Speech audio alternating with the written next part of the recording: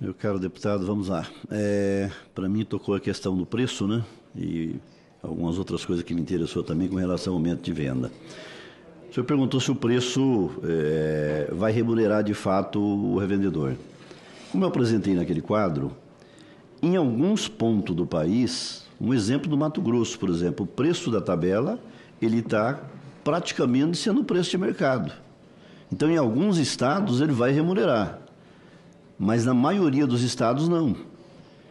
Então, esse é o problema. Então, aí eu vejo um afastamento da revenda do cadastramento, porque, além da questão dele não ter resultado, dele não ter um resultado financeiro, ele tem burocracias a seguir. Ele tem que cumprir 90 dias de cadastramento, ele não pode sair do programa. Se nesse meio termo, por exemplo, o gasto subir, de que forma ele vai repassar isso? Ele não pode repassar. Ele vai ficar 3 meses cumprindo a obrigação da legislação e perdendo dinheiro. Então, quer dizer, aí tem alguns entraves, o gatilho, como alguns falam, que teria que ter alguns ajustes.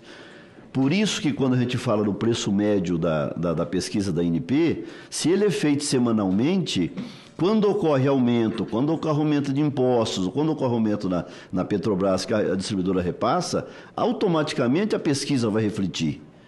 Agora, um tabelamento que vai ser feito de 2 em 2 meses por uma fórmula mágica, que a gente não entende todos os pontos da fórmula, aí eu não vejo viabilidade da revenda ter sucesso de rentabilidade nesse negócio. Então, a gente precisa estudar um modelo que a revenda, vamos dizer assim, tenha gosto pelo negócio e eu quero atender o consumidor com esse programa porque eu também tenho resultado. Porque vai falar assim, mas e o social? E quem paga as contas da revenda? Quem paga o imposto da revenda? Quem paga a folha de pagamento? Então, a gente precisa ter isso de forma mais clara. Esse resultado precisa ser claro. Em alguns momentos, eu vou falar, mas as distribuidoras vão ajudar. Isso não é você dar uma condição da distribuidora ficar te dando desconto para você manter um programa.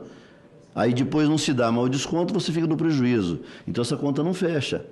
Então, nesse caso do preço, tem que ser definido um formato diferente. No meu entendimento, a pesquisa semanal, ela tem as oscilações, mas você acompanha. Mesmo que o programa vai dizer que muda o preço uma vez por mês, ou coisa parecida, mas você não vai ficar 3 meses amarrado num contrato, perdendo dinheiro, porque tem que cumprir uma obrigação. Então, isso é muito importante que fique claro. Só com um segundinho, deputado. Isso causa também um gap de atendimento. A revenda atende uma semana, na outra semana ela pode ter uma recusa. E aí é exatamente isso, né? E com relação...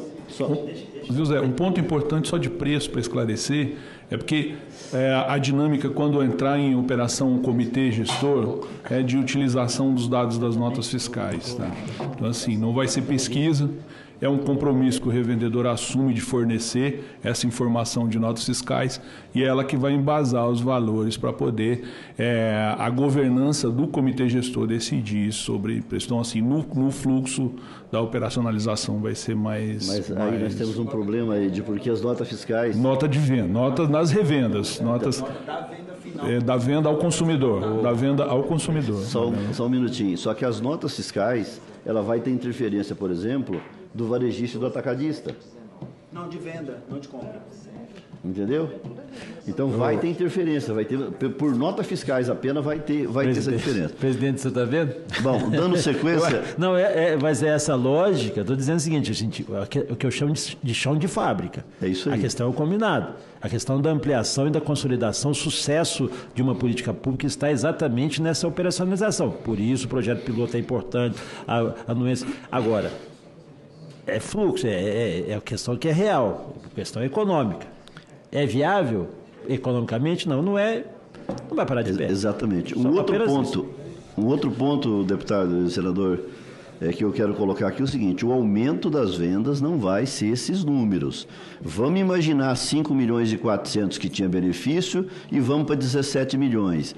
Só que lembra que o 15 milhões ou 17 milhões estão sendo pessoas que não viviam sem gás. Eles compravam gás. Então, quer dizer, Brasília tem um exemplo desse que foi muito claro. Não tem esse... Tá? Então, isso é muito claro para nós. A questão do vinculado e independente, nós temos outro entrave que está dentro da legislação. Lá diz que a distribuidora tem que fornecer o material do gás do povo para ser exposto nas revendas, colocado nos botijões, dos caminhões, tudo por conta da distribuidora que fornece o gás. Mas a distribuidora não tem vínculo com a revenda independente. Isso vai estar garantido? Se não tiver garantido, os 17 mil independentes não vai poder participar do processo, porque ele não vai poder honrar o compromisso de identificar. Senão ele não vai identificar, ele pode até ser multado, retornando lá à questão da legislação.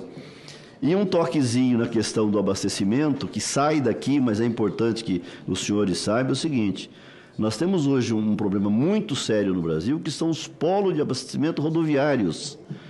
Um cidadão que monta hoje uma empresa de GLP, a granel, que não é a que invasa botijão de 13 quilos, aquela que vende a granel. O cidadão monta uma base dessa em Paulínia, investe o dinheiro dele, bota na porta da refinaria e ele tem que buscar gás no Rio de Janeiro. A Petrobras diz: você tem cota lá, você tem um contrato, você tem cota, mas vai lá buscar. Só que aí ele tem um custo de 50 centavos, R$1 a mais de frete, enfim, para trazer para cá. Quer dizer, não tem uma competição justa. Então isso é um questionamento que a gente tem feito com o Petrobras, com o Ministério, que precisa ser resolvido.